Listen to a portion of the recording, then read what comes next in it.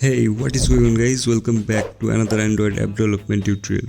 In this video, I'm going to show you how to customize the bottom navigation view to display different icons when a menu item is selected versus when it's unselected. So basically we need two icons for each menu item, one for the selected state and one for the unselected state. And the icon switching will be handled by an Android selector drawable, which changes the icon based on the menu item's selection state. Sounds simple, right? Now let me show you how to set it up in a project.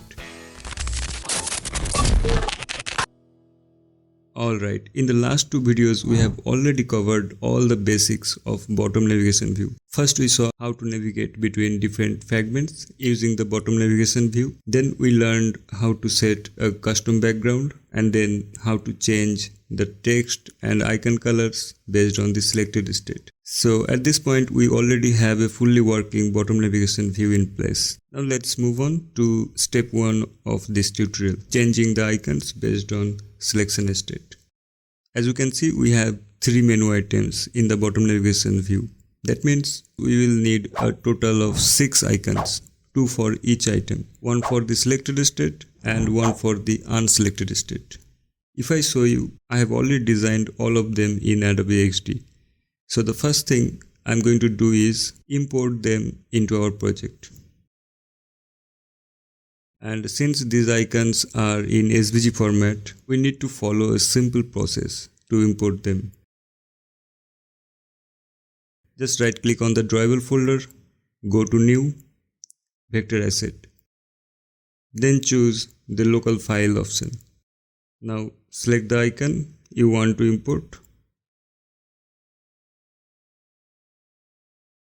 Click Next and then Finish. And that's it. Our icon is now added to our project. Now let's go ahead and repeat the same process for the remaining 5 icons. Right click on the drawable folder, New, Vector Asset.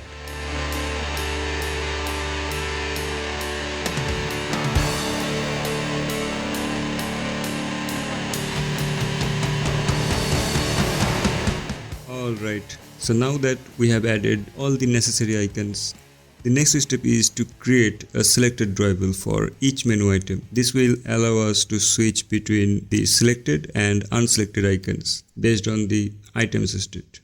So once again, right click on the drawable folder, go to New and then select drawable resource file.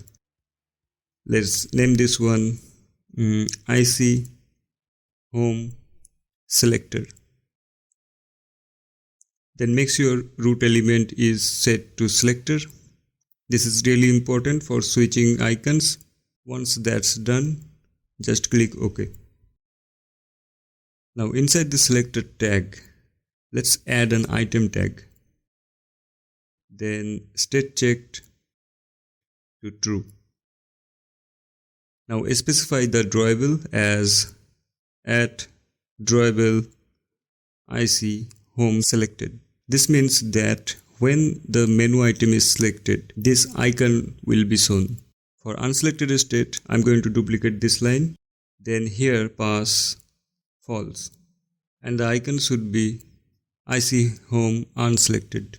Now let's repeat the same steps for 2 other menu items. So I'll just copy this IC Home Selected drawable file. Paste here.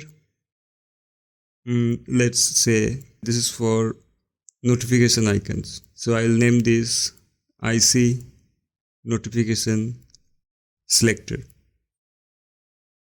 Click OK. Now here change these icons. IC Notification Selected and IC Notification Unselected. That's it.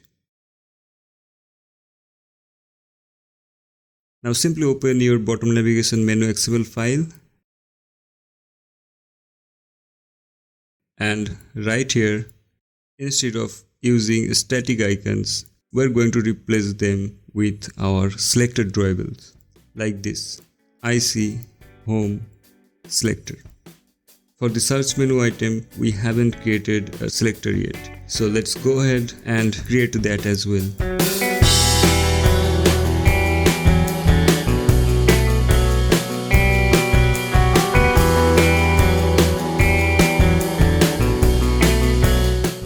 Alright, now open the menu XML file again. And here pass IC search selector. And here pass IC notification selector.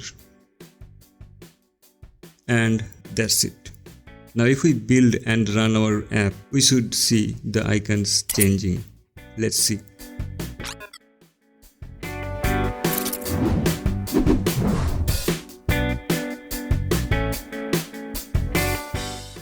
As you can see, by default the search item is selected and the other two items are in the unselected state. That's why they are showing the outlined icons.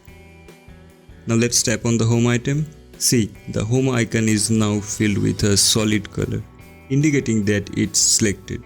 And notice here how the search icon just changed back to its outlined version. That's because it's now in the unselected state. Let's tap on the notification tab and there it is. The icon switches to the selected version instantly. So that's how you can use selected drawables to switch icons based on this selection state in a bottom navigation view. It's simple, but it really helps make your app look more polished and responsive. And that's the best part. You can apply the same logic for any number of items. Just create your icons, set up the selectors, and you are good to go. If you found this video helpful, don't forget to give a thumbs up, subscribe for more Android tutorials, and let me know in the comments what you would like to see next.